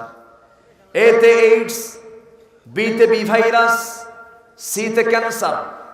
মারাত্মক মারাত্মক নতুন নতুন রোগ দুনিয়াতে আসতেছে। এই তিনটা রোগী এক সময় ছিল। আসতে কোন কেন? এক সময় ছিল। এইডস নামে কোনো রোগ ছিল? এই রোগটা আসলো কেন? এই রোগটা আসার মূল কারণ হলো অবাধ মেলামেশা, বউ ছাড়া অপাত্রে যাওয়া। বউ ছাড়া অপাত্রে যাওয়া। এই এইডস নামক এই গজব পশ্চিমা বিশ্বে বেশি, ইউরোপ আমেরিকায় বেশি। কারণ সেই দেশে পিতার কোনো পরিচয় নাই, কোন সন্তান কোন ঔরস থেকে এসেছে কেউ জানে না, মাও জানে না এই সন্তানটা কার, পরিচয়বিহীন সন্তান। এই সমস্ত অবাধ মেলামেশার দেশে এই জাতীয় রোগের প্রাদুর্ভাব লক্ষ্য করা যায়। আপনি যদি শান্তিতে বসবাস করতে চান, সুস্থ যদি হতে চান, আল্লাহ তাআলা বলছেন আমার হুকুম মেনে চলো, সমস্ত শেফা আমি এই কালামের মধ্যে দিয়েছি। জোরে বলেন সুবহানাল্লাহ। মানুষের দেহে যেমন বিভিন্ন রোগ বসবাস করে, ঈমান আমরা এনেছি, ঈমানের মধ্যেও রোগ আছে না নাই বলেন? ঈমানের কিছু ক্যান্সার আছে, মারাত্মক ক্যান্সার আছে। এর মধ্যে চরম মারাত্মক ঈমানের ক্যান্সার হলো শিরকের গুনাহ। শিরিক আপনি করবেন, আপনার জন্য জান্নাতটা বাজেয়াপ্ত হয়ে যাবে। কিন্তু এখন প্রশ্ন হলো, হুজুর শিরিক কাকে বলে? মূর্তি পূজা করলেই কিন্তু শুধু তাকে মুশরিক বলা হয় না, এছাড়া আরো বহু শিরিকের বিষয় আছে না নাই বলেন? শুনবেন? বলি আলহামদুলিল্লাহ। রাত হয়ে যায় তো, মানে আমাদের উঠাতে উঠাতে কেন যেন দেরি করে সবাই। আলী ভাই, আমরা মাহফিলে আসি, ওয়াজটা যে করব গভীরভাবে, লেখা হয় পোস্টারে প্রধান বক্তা, কিন্তু প্রথমে তো উঠতে পারি না। আমি হলাম তখন লেখা থেকে প্রথম বক্তা হয়ে যাই শেষ বক্তা। এই শেষে এমন সময় উঠায়, এমন চাপে পড়ি যে সময় মানুষের যাওয়ার চাপ, পেশাবের চাপ, ঘুমের চাপ, আমি পড়ি মহাচাপে। এটাই হবে। আলোচনা প্রাণবন্ত হয়ে হলো বাদমাগরিব, বাদেশা, 10টার মধ্যে মাহফিল শেষ, সব হয়, ঘুম হয়, বক্তা সুস্থ থাকে, শ্রোতা সুস্থ থাকে, পরের দিন অফিস ঠিক থাকে, ঘুম ঠিক থাকে, ফজর নামাজও ঠিক থাকে। কিন্তু আমার দেশের ওয়াজের টাইম হলো, বাগমারা তো আরো কঠিন ব্যাপার। বাগমারায় প্রধান বক্তা ওঠেন রাত 3টায় মাত্র। এই হচ্ছে আমার দেশের সিচুয়েশন। যাক, আমি আর কিছু সময় নিচ্ছি, আমাকে দেবেন তো সময়। দুটা কাজে 1 নাম্বার জান্নাত, আর দুটা কাজে আল্লাহর সঙ্গে সাক্ষাৎ। জোরে বলে সুবহানাল্লাহ। 1 নাম্বার হলো ঈমান আনা। 1 নাম্বার কি আনা? ঈমান আনা। আমার ঈমান এনেছি তো নাকি? ঈমান আনা মানে আইন মেনে চলতে হবে কার? হুকুম মেনে চলতে হবে কার? বিধান মেনে চলতে হবে কার? এ আম গাছ এখানে উঠেছে কার ইশারায়? আসতে বলবেন না, কার ইশারায়? মাটি কার? ফসফরাস কার? ক্যালসিয়াম কার? পটাশিয়াম কার? আলো কার? বাতাস কার? আম কার? খায় কে? সবই আল্লাহর, খায় বান্দা। সুবহানাল্লাহ বলবেন না? সব আল্লাহ দেন, আর আমরা শুধু খাই। কিন্তু খাওয়ার সময় শুকরিয়া আদায় করি না, বিসমিল্লাহ করি না। এরকম কিছু নাশকর বান্দা মনে হয় রাজশাহীতে নাই? আছে তো? কি সুন্দর আম! আমি সেদিন মিঠাপুকুর গিয়েছিলাম। মিঠাপুকুরে বললো, হুজুর আমাদের এলাকায় একটা আম আছে হাড়ি ভাঙ্গা। হাড়ি ভাঙ্গা আছে না? বললাম হাড়ি ভাঙ্গা এটা কেমনে হলো হুজুর? নামের তফসিল করা তো কঠিন। হাড়ি ভাঙ্গা খুব মিষ্টি, ভালো আম। এই আম পাকিস্তান পর্যন্ত চলে গেছে, এই আম ইন্ডিয়া পর্যন্ত চলে গেছে উপহার স্বরূপ, তাই না? গেছে না? তাহলে আমার দেশের আমের কত ডিমান্ড। ভারতে যায়, পাকিস্তানে যায়, তাও ঠিক। ঠিক আছে, ঠিকই তো। আচ্ছা, কিন্তু এই আমটা কে বানালেন? আমটা কে দিলেন? সে আল্লাহকে ভুলে যাওয়া যাবে? সে আল্লাহকে ভুলে যাওয়া যাবে? যাবে না। আল্লাহকে ভোলা যাবে না কখনো, কারণ আমার আল্লাহ তাআলা 1 সেকেন্ডের জন্য আমাকে আপনাকে ভুলেন না, আমাকে আপনাকে কখনো অবহেলা করেন না। আল্লাহ তাআলা এমন আল্লাহ, আমার এমন প্রভু, আমার যখন কোনো অস্তিত্ব ছিল না, সবেগে নির্গত 1 ফোঁটা পানি থেকে আল্লাহ তাআলা আমাকে বানিয়েছেন। আল্লাহ তাআলা আমাকে 1 ফোঁটা পানি থেকে শুক্রাণুকে সক্রিয় করে মার জরার ভিতরে আল্লাহ তাআলা সেখানে সক্রিয় করে জমাট রক্ত, গোশতের টুকরা, মুদগা, আজমা, ফাকাসাউনাল ইযামা লাহমা, গোশতের সুন্দর করে একটা অংশ বানায়া, টুকরা বানায়া, সেখানে ফানাফাখা রূহাহু, সেখানে রূহ ঢুকায়া দিয়া আল্লাহ তাআলা 4টা বিষয় নির্ধারণ করে দিয়া সেই মার পেটের মধ্যে আল্লাহ তাআলা 9টা মাস যে বড় করলেন, সেই মার পেটের মধ্যে কত পাওয়ারের বাল্ব ছিল? বাল্ব ছিল? কোনো লাইট ছিল নাকি? দুনিয়ার সমস্ত গোডাউন, দুনিয়ার সমস্ত কারখানা, দুনিয়ার সমস্ত ফ্যাক্টরি আলো ছাড়া চলে না। কিন্তু আমার আল্লাহ এমন আল্লাহ যে আল্লাহ আমাকে এমন জায়গায় আমাকে এমন জায়গায় বানালেন, এমন ফ্যাক্টরিতে আমাকে গড়ে তুললেন, যে ফ্যাক্টরির মধ্যে ঘন কালো, নিকশ কালো অন্ধকার, কিন্তু আল্লাহ তাআলা সূক্ষ্ম করে 2টা চোখ বানালেন।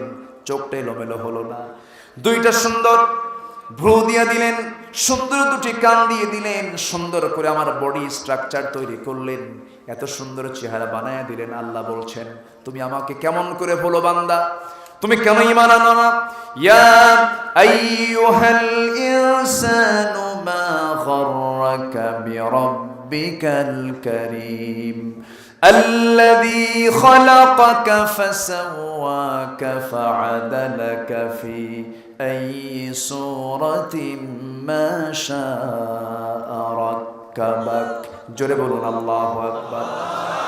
তুমি আমাকে কেমনে ভুলে থাকো? কিসে তোমাকে আমার স্মরণ থেকে গাফেল করলো? আমি তোমাকে কত সুন্দর দেহ বানা দিলাম, সুন্দর 2টি ঠোঁট দিলাম, সুন্দর 2টো কান দিলাম, নাক দিলাম, তোমার সুন্দর একটা নাকের ঘ্রাণ দিয়ে দিলাম, এত সুন্দর বডি বানায় দিলাম, তাকাও তোমার নিজের দিকে, কোথাও তো আমি কোনো গ্যাপ রাখি নাই। মানুষের বডিটা এত বিশাল কিছু, আল্লাহকে চেনার জন্য দূরে কোথাও যাওয়া লাগবে না। আপনি যদি চিকিৎসক হন, আপনি যদি গবেষক হন, আপনার বডি প্রমাণ করবে আল্লাহ আছেন, আল্লাহ আপনাকে বানিয়েছেন। জোরে বলুন সুবহানাল্লাহ। অফি আনফুসিকুম আফালা তুবসিরুন। আমি মাঝখানে কয়েকদিন একটু গবেষণা করতেছিলাম, মানব দেহ নিয়ে আমি একটু স্টাডি করছিলাম। আমার কাছে যতটুকু মনে হলো এখানে ডাক্তার থাকতে পারেন। জুবাইর আছে নাকি? জুবাইর ডাক্তার, রাজশাহীর একজন ডাক্তার জুবাইর এসেছিলেন। আমার কাছে মনে হয়েছে মানুষের যে চোখ, মানুষের যে কান, মানুষের যে নাক, আমার কাছে মনে হয় পদ্মা, মেঘনা, যমুনা যত বড়, তার চেয়ে বেশি বড় হলো আল্লাহর দেওয়া আমাদের কান, আমাদের নাক, আমাদের চোখ। জোরে বলে সুবহানাল্লাহ। বিশাল ব্যাপার। মানুষের বডিতে যে ডিএনএ আছে, এই ডিএনএ এত লম্বা, হাজার কোটি কিলোমিটার এত বড় ডিএনএ লম্বা। সূর্য থেকে পৃথিবী পর্যন্ত 50 বার ঘোরানো যাবে একজন মানুষের বডির ডিএনএ দিয়ে। এত লম্বা ডিএনএ। জোরে কোন সুবহানাল্লাহ। আমাদের দেহে যে কোষের সংখ্যা আছে, সেই কোষের সংখ্যা হলো 37.2 মিলিয়ন, নয় বিলিয়ন, নয় ট্রিলিয়ন। আল্লাহু আকবার। সেন্সরি রিসেপ্টর আছে হলো 110 মিলিয়ন। লোহিত রক্তকণিকার বেশি আছে হলো 30 ট্রিলিয়ন। শুধু মানুষের মাথার মধ্যে যে নিউরন সংখ্যা হলো 100 বিলিয়ন। জোরে কোন সুবহানাল্লাহ। আমার ভাইয়েরা, মানুষের বডিতে যে ব্লাড ভেসেল আছে, ব্লাড ভেসেল, এই ব্লাড ভেসেল হলো 97,000 কিলোমিটার লম্বা। একটা মানুষের বডির ব্লাড ভেসেল যদি 97,000 কিলোমিটার লম্বা হয়, আমার বন্ধুগণ, মাত্র 3 হাত ইয়ারফোন, যা ইয়ারফোন কানে দিয়া মানুষ মোবাইল থেকে ওয়াজগুলো শোনে, ইয়ারফোনে কথাগুলো শোনে, এই মাত্র 3.5 হাত ইয়ারফোন পকেটের মধ্যে 3 মিনিট রাখার পর যখন বের করা হয় কয়েকটা প্যাঁচ লেগে যায়। আল্লাহ আমার আপনার বডির মধ্যে ব্লাড ভেসেল রেখেছেন 97,000 কিলোমিটার লম্বা, একটা বারের জন্য কোনোদিন প্যাঁচ লাগলো না। জোরে বলি সুবহানাল্লাহ, আরো জোরে সুবহানাল্লাহ। কে দিয়েছেন বলেন? আল্লাহ দিয়ে দিয়েছেন। এই যে ক্যামেরায় চোখ আছে না নাই? আসতে কর। ক্যামেরায় চোখ আছে না? আমাদের চোখ কে দিয়েছেন? আমাদের চোখটা সুন্দর করে দিয়েছেন কে? আল্লাহ রাব্বুল আলামিন বলেন, আলাম নাজআল লাহু আইনাইনি ওয়া লিসানাহু ওয়া শাফাতাইনি ওয়া হাদাইনাহুন নাজদাইন। বান্দারে, তোমাকে আমি কত সুন্দর চোখ দিলাম। এত সুন্দর চোখ শুধু বানায় দেয় নেই, চোখটাকে ঠিক রাখার জন্য কত ব্যবস্থা করে দিয়েছি। আল্লাহ তাআলা প্রত্যেকটা চোখটাকে ঠিকভাবে কাজ করার জন্য প্রত্যেকটা চোখে দিয়েছেন 20 লক্ষ পার্টস, 20 লক্ষ যন্ত্র। সুবহানাল্লাহ বলবেন না? এক একটা চোখে আছে কত লক্ষ পার্টস? বলেন কয় লক্ষ? চোখটা কত ছোট, এর মধ্যে আবার 20 লক্ষ পার্টস আল্লাহ পাক মানে কি বলে এটাকে সুন্দর করে ধারণ করে দিয়েছেন। 20 লক্ষ পার্টস এই চোখের মধ্যে দিয়েছেন, ক্ষুদ্র ক্ষুদ্র পার্টস দিয়েছেন। আমরা যে ফোন ব্যবহার করি, এই ফোনে পাওয়া যায় 8 থেকে 41 মেগাপিক্সেল, কিন্তু আল্লাহ তাআলা যে ডিএসএলআর আমরা ব্যবহার করি তাতে রয়েছে 120 মেগাপিক্সেল, কিন্তু আল্লাহ তাআলা আমাদের চোখে দিয়েছেন 576 মেগাপিক্সেল। জোরে বলে সুবহানাল্লাহ। দুনিয়ার যত ক্যামেরা, কোন ক্যামেরা এই চোখের সঙ্গে পারবে না। আল্লাহ রাব্বুল আলামিন এই মানুষের ভিতরে, এই চোখের ভিতরে কোটি কোটি রং দিয়েছেন, কোটি কোটি রং। এই চোখ দিয়ে আমরা পার্থক্য করতে পারি, যেটা একটা ক্যামেরা সবগুলো পারবে না। আমাদের চোখের রেটিনাতে রয়েছে 50 লক্ষ কোণ রিসেপ্টর, যার সাহায্যে মানুষ রং চিনতে পারে। মানুষের চোখ সোজাসুজি 120 ডিগ্রি কোণে দেখতে পায়, যা আজ পর্যন্ত কোনো ক্যামেরা পারবে না। পারে নাই, পারবেও না, সম্ভব না। এই চোখ কে দিয়েছেন? আসতে বলবেন না, কে দিয়েছেন? এই চোখের মধ্যে আল্লাহ মনি, লেন্স, এরপরে ইকুয়াল, ডিপ ইকুয়াল, সবকিছু এর মধ্যে দিয়ে দিয়েছেন। এবং চোখের পেছনে দিয়েছেন 1,70,000 চিকন চিকন সূক্ষ্ম সূক্ষ্ম রগ দিয়েছেন। প্রত্যেকটা একটা চোখের পেছনে 1,70,000 রগ, 1,70,000 রগ দিয়েছেন। এই রগগুলো একটা যদি বিকল হয়ে যায়, আপনি প্যারালাইজড রোগী হয়ে যাবেন। আল্লাহ বলছেন, বান্দারে এত কিছু দিলাম, তুই আমাকে বিশ্বাস করিস না, তুই আমাকে মানিস না। আমি তোর সব চাহিদা পূরণ করে দিয়েছি, অতএব তোর মুখ থেকে ঈমান এনে তুই প্রকাশ করে ফেলবি আলহামদুলিল্লাহি রাব্বিল আলামিন। সবাই বলেন আলহামদুলিল্লাহি রাব্বিল আলামিন আর রহমানির রহিম মালিকি ইয়াউমিদ্দিন ইয়্যাকা না'বুদু ওয়া ইয়্যাকা নাস্তাঈন। জোরে বলুন আল্লাহু আকবার। প্রশংসা করব কার? আস্তে বলবেন না কার? চোখটা বানিয়ে দিয়েছেন কে? চোখটা সুন্দর করে বানিয়েছেন কে? নারীর চোখের প্রশংসা করব না আল্লাহর প্রশংসা করব? সুন্দরী নারীর ডাহুক ডাহুক চোখ দেখে কিছু পুরুষ পাগল হয়ে যায়, এটাও ঠিক, পাগল হতে হবে তো, কিন্তু অন্যের বউ না, নিজের বউ। অন্যের বউ দেখে পাগল হয়ে যাবে? নিজের বউ থেকে আপনি পাগল হয়ে যান, নিজের বউয়ের চোখের আপনি প্রশংসা করেন, কোন আপত্তি নাই। কিন্তু কিছু কিছু লোক আছে নিজের বউয়ের দিকে নজর না দিয়ে অন্যের বউয়ের দিকে নজর দেয়। এটা মনে হয় বেলপুকুর টিকুর এই এলাকায় নাই, আছে আছে। এই নজর কি দেওয়া যাবে? এটা কি সুনজর না বদনজর? সুনজর না বদনজর? বদনজর। এই নজরে দেওয়া যাবে না। এই জন্য আল্লাহ তাআলা চোখটা দেন নাই। আপনার চোখটাকে নিয়ন্ত্রণ করতে হবে, আপনার কানকে নিয়ন্ত্রণ করতে হবে, আপনার হৃদয়কে নিয়ন্ত্রণ করতে হবে। আপনি যদি এগুলোকে নিয়ন্ত্রণ করতে পারেন, আল্লাহ তাআলা বলছেন আমি তাকে নিজে জান্নাতে মাওয়া দিয়ে দেব। প্রবৃত্তির দাস না হয়ে আমার দাস যদি হতে পারো, ফাইনাল জান্নাত হিয়াল মাওয়া, আমি তাকে জান্নাতে মাওয়া দেব। অতএব ঈমান এনেছি, সকল প্রকার নফসের বিরুদ্ধে আমরা অবস্থান নিয়ে সমস্ত খায়েশাত থেকে আমরা নিজেকে পরহেজ রাখার চেষ্টা করব, সকল হারাম কাজগুলো বর্জন করব। আল্লাহ নিজে ওয়াদা করেছেন, বান্দা তুমি যদি কবিরা গুনাহগুলো ছেড়ে দাও। আজকে সমাজে কবিরা গুনাহ আছে না নাই? আসতে বলবেন না আছে না নাই? অন্যের সম্পদ মেরে খাওয়া কি কবিরা গুনাহ? কি বলেন? কি বলেন? বলেন বলেন বলেন। জমির আইল খেলা কি? সুদ খাওয়া কি? ঘুষের কারবার করা কি? জেনা করা কি? নামাজ ছেড়ে দেওয়া কি? এগুলো সব বড় বড় গুনাহ।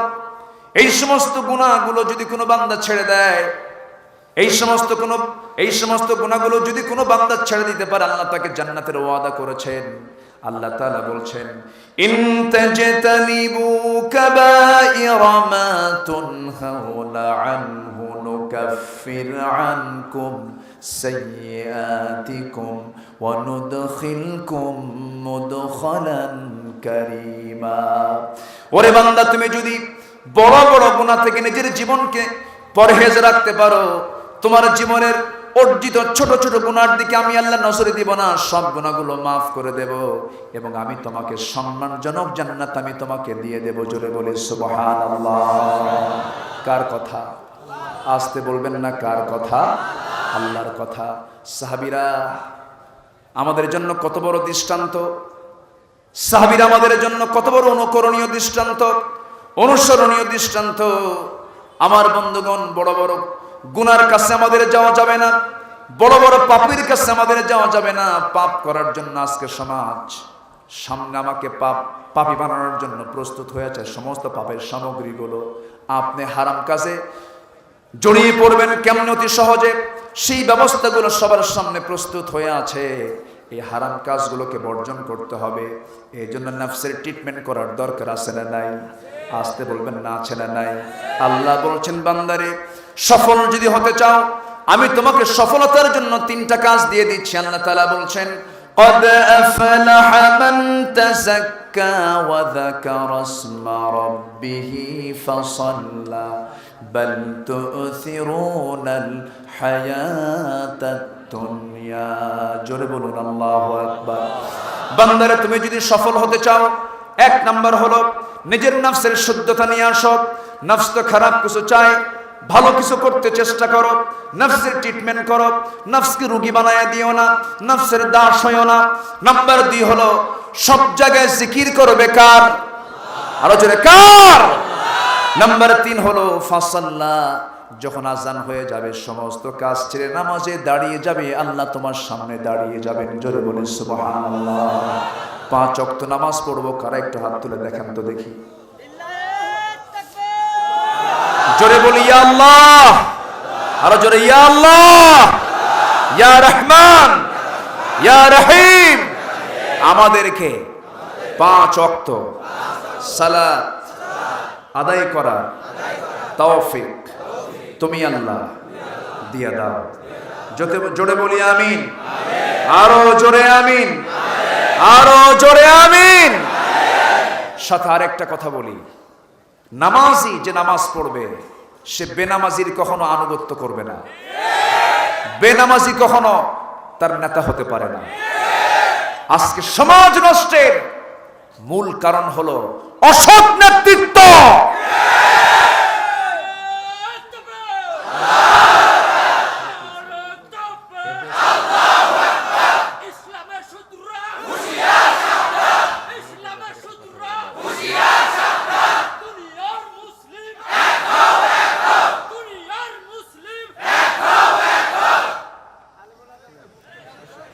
ধন্যবাদ, ওমরের ভূমিকা রাখছে, বলি আলহামদুলিল্লাহ। এই আওয়াজের দরকার আছে না নাই? মুসলমানদের সবচেয়ে বড় অস্ত্র হলো আল্লাহু আকবার, এর চাইতে বড় অস্ত্র নাই। এটাকে খুব ভয় পায় যারা মুনাফিক। দেখেন না এটা নিয়ে কত কথা, এটা নিয়ে কত আলোচনা। আল্লাহর নাম নিয়ে লজ্জা পায়, এটা কেন স্লোগান হবে কেন, এটা হবে কেন, তোর জানাজা কিতে পড়বি? যারা আল্লাহু আকবারকে অচল করে রাখতে চায় তাদের জানাজা না দিয়ে কুত্তা বিলাইয়ের মতো বিদায় করা দরকার।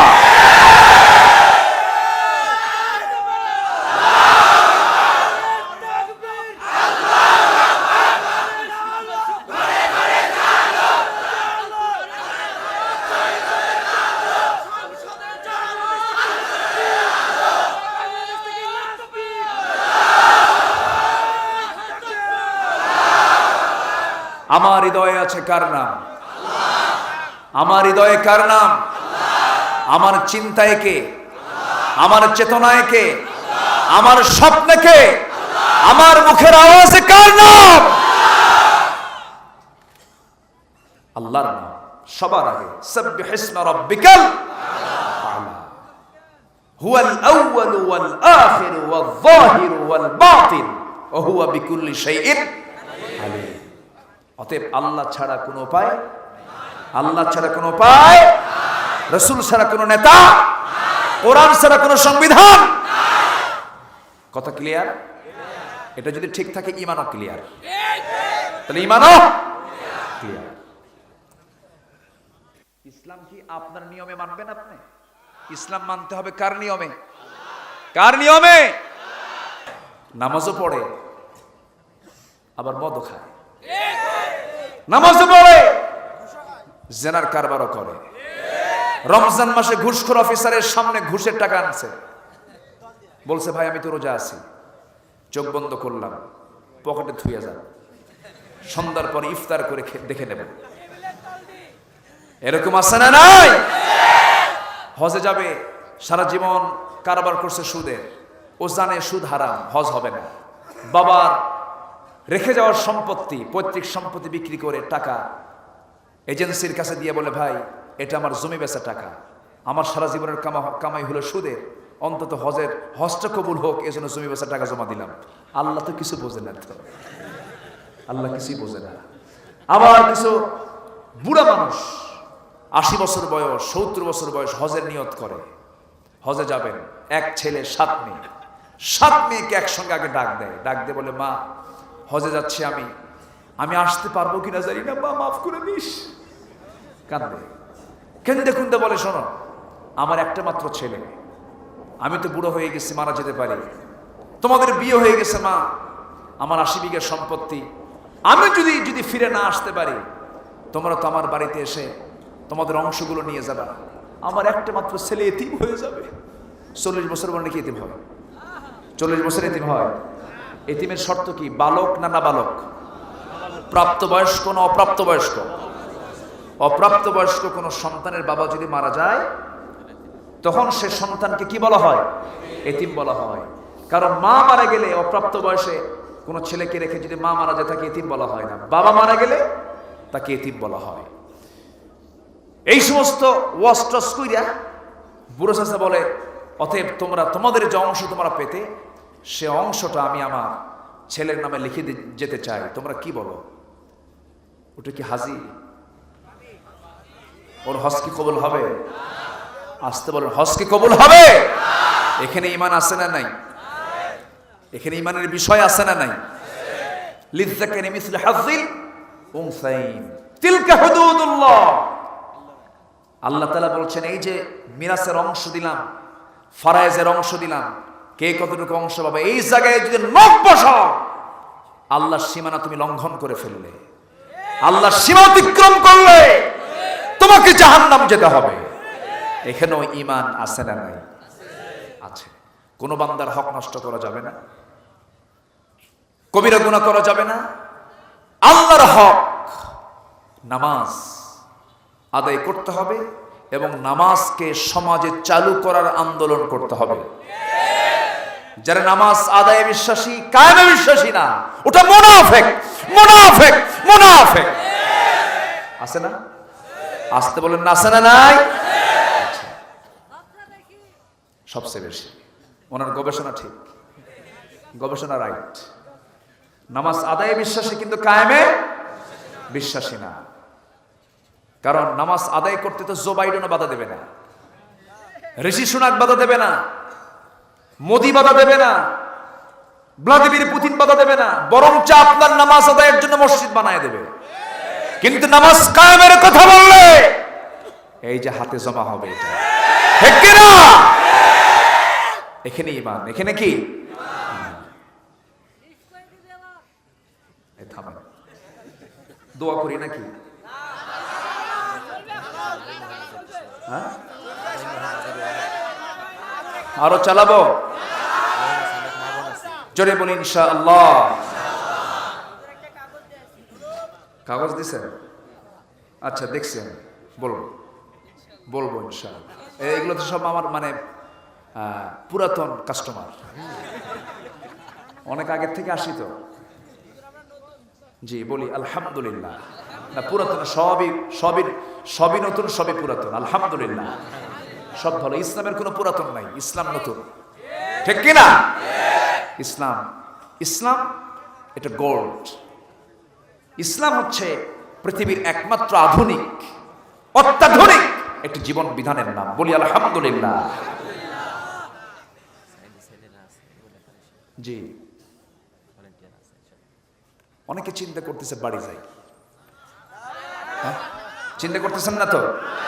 বলি আলহামদুলিল্লাহ। আমার আজকের এই আম বাগানের মাহফিল স্মৃতিময় হয়ে থাকবে। এবছরে আমার মনে হয় দুটো মাহফিলে কোনো সামিয়ানা পাই নাই।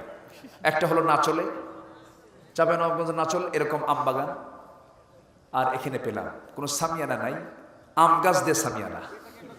বলি আলহামদুলিল্লাহ, ভালো, খুব সুন্দর। দুটা কাজ আমরা করব। এক নাম্বার আমরা শুনলাম ঈমান আনবো, নাম্বার 2 হচ্ছে আমলে সালেহ, নেক আমলগুলো করব। নেক আমল এটা লম্বা আলোচনা। নিয়মিত কিছু আমল আছে, যেরকম সুন্নাহ জিকির আজগার আছে, ফরজ নামাজের পরে কিছু দোয়া আছে না নাই বলেন তো? সার্বক্ষণিক কিছু দোয়া আছে না নাই? এই মুখে থাকবে সর্বক্ষণ কার জিকির? আসতে বলবেন না, কার জিকির? তোমাদের মুখে আল্লাহর কালাম ছাড়া, আল্লাহর জিকির ছাড়া অন্য কোনো কথা যেন না বেশি আসে। ফাইন্না কাসরাতুল কালামি কাসওয়াতুল লিল কলব। কারণ আল্লাহর জিকির ছাড়া অতিরিক্ত কথা যে জিহ্বায় বের হবে তার অন্তরটা হবে পাষাণ। এজন্য এই জিহ্বার মধ্যে সর্বক্ষণ থাকতে হবে কার জিকির? আল্লাহর জিকির। এবং পরিবেশ, আমি যে পরিবেশে থাকবো সেই পরিবেশে থাকতে হবে ইসলাম। বন্ধু হবে মুসলিম, বন্ধু হবে নামাজি। একটা সুন্দর পরিবেশ আমরা নিজের জীবনকে গড়াবো। জোরে বলি ইনশাআল্লাহ। আমলে সালেহ আমরা করব, নেক আমলগুলো আমরা করব। এই দুইটা কাজ যদি আমরা করতে পারি এবং সাথে সূরা মুমিনুনের প্রথম দিকের 7টা আমল যদি করতে পারি, আল্লাহ তাআলা 2টা আয়াতেই বলে দিয়েছেন ওই 7টা এবং এই 2টা। এখানে আল্লাহ তাআলা বলেছেন ঈমানের কথা এবং আমলে সালেহের কথা। ওই জায়গায় বলছেন 7টা আমলের কথা। কয়টা বলেন? সাতটা আমলের কথা সবাই মনোযোগ দিয়ে শোনেন। قد أفلح المؤمنون الذين هم في صلاتهم خاشعون। ওই সমস্ত মুমিনদের জন্য সফলতা যে মুমিন নামাজের মধ্যে অত্যন্ত খুশুর সঙ্গে নামাজ পড়ে। নাম্বার 2 হলো ওয়াল্লাযীনা হুম আনিল লাগফি মুরিদুন, নিজের জিহ্বাকে অনর্থক কথা থেকে পরহেজ রাখবে। নাম্বার 3 হলো যে যাকাতটা ঠিকমতো আদায় করবে। নাম্বার 4 হলো আল্লাযীনা হুম লিফুরুজিহিম হাফিজুন, যে বান্দার লজ্জাস্থানকে হেফাজত করবে। নাম্বার 5 হলো আল্লাযীনা হুম লিআমানাতিহিম ওয়াদিহিম রাউন, যে আমানতটাকে ঠিক রাখবে, ওয়াদাটা ঠিক রাখবে। নাম্বার 5 নাম্বার 5 6 হয়ে গেল। নাম্বার 7 হলো ওয়াল্লাযীনা হুম আলা সালাওয়াতিহিম ইউহাফিজুন, যে নামাজের ব্যাপারে যত্নশীল হয়ে যাবে। আল্লাহ তাআলা এই 7টা আমলের শেষে বলছেন উলাইকা হুমুল ওয়ারিসুন আল্লাযীনা ইয়ারিসুনাল ফিরদাউসা হুম ফিহা খালিদুন। এই 7টি কাজ যে বান্দা করবে, 1 নম্বর নামাজ, নাম্বার 2 হলো অনর্থক কথা থেকে নিজের জিহ্বাকে বিশ্রাম দেওয়া, নাম্বার 3 হলো যাকাতটা ঠিক মতো আদায় করা, নাম্বার 4 হলো লজ্জাস্থানকে হেফাজত করা, নাম্বার 5 হলো আমানতের খেয়ানত না করা, নাম্বার 6 হলো ওয়াদা ঠিক রাখা, নাম্বার 7 হলো নামাজের ব্যাপারে যত্নশীল হওয়া। এই 7টি কাজ করবে, আমি আল্লাহ তোমাকে জান্নাতুল ফিরদাউসের ওয়ারিস বানাইয়া দেব। সেই জান্নাতটা তো এই দুনিয়ার কোথাও নয়, সেই জান্নাতটা হলো আল্লাহ তাআলার আরশ আজিমের কাছাকাছি। সেই জায়গা আল্লাহ তাআলা জান্নাত নামক স্থানটা রেখে দিয়েছেন। একজন মহিলা ছিলেন যিনি আল্লাহর কাছে জান্নাত চেয়ে নিয়েছিলেন। সেই জান্নাতটা চেয়েছেন তিনি তার ঘরের সাথে, আল্লাহর ঘরের সাথে। ফেরাউনের বউ, নাম তার কি বলেন? নাম তার কি? আসিয়া। আমাকে মুস্তাকিম বিল্লাহ ভাই বলেন, হুজুর অনেক আসিয়া মাহফিলে আসছে, অনেক আসিয়া মাহফিল আসছে। আমার মা, আপনার জীবন হতে হবে আসিয়ার মতো। আসিয়া আলাইহিস সালাতু ওয়াস সালাম তিনি ঈমান এনেছিলেন। ঈমানটাকে টিকে রাখতে গিয়া তিনি হাসি মুখে জীবনটা পর্যন্ত দিয়েছেন, হাসি মুখে জীবন বরণ করেছেন, হাসি মুখে জীবনটা উৎসর্গ করে দিয়েছেন। আসিয়া আলাইহিস সালাতু ওয়াস সালামের সঙ্গে পারিবারিক কোনো দ্বন্দ্ব ফেরাউনের ছিল না। তারপরে দাম্পত্যময় জীবনের কোনো দ্বন্দ্ব তার ছিল না। তার সঙ্গে দ্বন্দ্বের মূল কারণ হলো ঈমানি কারণ। কি কারণ? ঈমানি কারণ। সেই ঈমানের কারণে আসিয়া আলাইহিস সালাতু ওয়াস সালামকে ফেরাউন সর্বশেষ বলে দিল, আসিয়া আমার সঙ্গে তোমার অন্য কোনো মতবিরোধ নাই, আমার সঙ্গে তোমার এই যে দ্বন্দ্ব লাগার পিছনে মূল কারণ হলো তুমি মুসার দিনটা গ্রহণ করেছো। আসিয়া বলছেন, না না, ইসলাম তো মুসার দিন নয়, ইসলাম হচ্ছে আল্লাহর দিন। জোরে বলেন সুবহানাল্লাহ। যে আল্লাহ আমার রব, সে আল্লাহ আপনি ফেরাউনের রব, সে আল্লাহ মুসার রব, সে আল্লাহ দিয়েছেন ইসলাম, সেই ইসলাম আমিও মেনে নিয়েছি, আপনিও মেনে নেন। ফেরাউন খেপে গিয়ে রেগে গিয়ে বলে, আনা রাব্বুকুমুল আলা, এই মিশরের জনপদে আমি ফেরাউন ছাড়া কোন আইন চলবে না, আমি হলাম সবচেয়ে বড় আইনদাতা, আমি সবচেয়ে বড় রব। শেষ পর্যন্ত কি হলো? আসিয়া আলাইহিস সালাতু ওয়াস সালামকে হত্যার সিদ্ধান্ত না হলো। আসিয়া আলাইহিস সালাতু ওয়াস সালামকে বলা হলো, তোমাকে শেষ আলটিমেটাম দিয়ে দিলাম, তুমি কি করবা বলো? আসিয়া আলাইহিস সালাতু ওয়াস সালাম সর্বশেষ বলে দিলেন, আমার স্বামী, আপনি আমার ঈমানের পরীক্ষা নিতে গিয়া প্রয়োজন আপনি যদি আমাকে মেরেও ফেলে দেন, জেনে রাখবেন আমার প্রতি অত্যাচার যত বাড়বে আমার ঈমান তত মজবুত হয়ে যাবে। জোরে বলে সুবহানাল্লাহ। ঈমান মানে পরীক্ষা, ঈমান মানে কি? পরীক্ষা। আল্লাহ তাআলা তাকে পরীক্ষার মধ্যে ফেলে দিলেন। রাষ্ট্রীয় পরীক্ষা, রাষ্ট্রীয় বাধা, পারিবারিক বাধা, স্বামী কর্তৃক বাধা, সামাজিক বাধা, সব বাধা তাকে জেগে বসলো, তার বিরুদ্ধে অবস্থান করলো, কিন্তু ঈমান থেকে তাকে একচুল পরিমাণ নড়াতে পারলো না। ইউসুফ আলাইহিস সালাতু ওয়াস সালাম দুনিয়া থেকে কি বলে, আসিয়া আলাইহিস সালাতু ওয়াস সালাম দুনিয়া থেকে বিদায় নিচ্ছেন। এমন সময় তার সামনে যখন জল্লাদ রেডি হয়ে গেল, 2 হাত বাঁধা হলো, 2 পা বাঁধা হলো, 2 পা বেঁধে ফেরাউন অর্ডার দিয়ে দিল, ও জল্লাদ, আসিয়ার ডান হাত কেটে ফেলে দে, বাম হাত কেটে ফেলে দে, দেখি তো আসিয়ার দিলটা এই দিকে ঘুরে কিনা। কিন্তু যত অত্যাচার করা হয়, আসিয়ার মুখ থেকে একটা কথাই বের হয়, লা ইলাহা ইল্লাল্লাহ, লা ইলাহা ইল্লাল্লাহ। সর্বশেষ ওই জল্লাদ করলো কি, করাতটা হাতের মধ্যে নিয়ে আসলো, করাতটা হাতের মধ্যে নিয়ে তার মাথা বরাবর লেগে দিল। করাত দিয়ে চিরে যখন নিচের দিকে নামানো হচ্ছিল, সেই সময় আলাইহিস সালাতু ওয়াস সালাম, সূরা তাহরিমের তাফসীর এসেছে, তিনি হাত দুইটা উঁচু করলেন। হাত দুইটা উঁচু করে আল্লাহর দরবারে দোয়া করতে করতে বলছেন, রব্বি বিনিলি ইনদাকা বাইতান ফিল জান্নাহ ওয়া নাজ্জিনি মিন ফিরআউনা ওয়া আমালিহি। জোরে বলুন আল্লাহু আকবার। আয় আল্লাহ তাআলা, তুমি আমাকে একটা ঘর বানায়া দিবা। বুয়ুতান বললেন না, শুধু বাইতান বললেন। বুয়ুত মানে বহু ঘর, বাইত মানে এক ঘর। তাও বললেন তুমি আল্লাহ আমাকে তোমার কাছে একটা ঘর জান্নাতের মধ্যে বানায়া দাও, ফেরাউনের অনিষ্ট থেকে তুমি আল্লাহ আমাকে বাঁচায়া দাও। তিনি জান্নাত চাইছেন কার ঘরের সাথে বলেন? আসতে বলবেন না, কার ঘরের সাথে? এখান থেকে বিষয়টা ক্লিয়ার হয়ে গেল। আল্লাহ তাআলা জান্নাত এই দুনিয়াতে রাখেন নাই, প্রথম আসমানে রাখেন নাই, মহাশূন্যেও রাখেন নাই।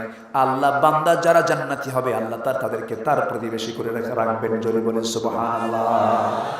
আল্লাহর প্রতিবেশী যদি হতে চাই, তাহলে আমরা দুটা কাজ করব, ঈমান আনবো, আমলে সালেহ করব, শিরিক মুক্ত জীবন গড়ব। জোরে বলি ইনশাআল্লাহ।